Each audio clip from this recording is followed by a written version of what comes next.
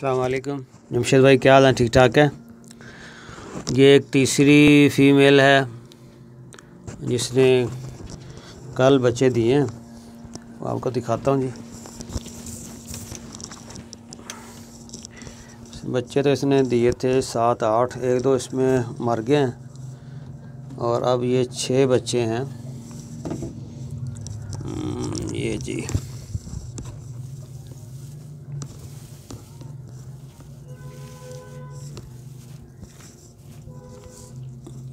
ये देखिए जी, माशाल्लाह।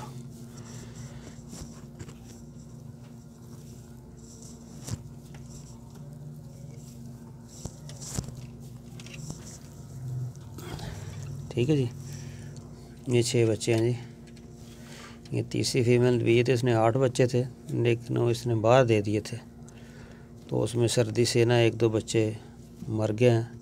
इसने नेस्ट नहीं बनाया था, बाहर ही इसने बच्चे दे दिए। तो ये आपके रिकॉर्ड के लिए। ठीक है जी, जज़ाकल्लाह जी।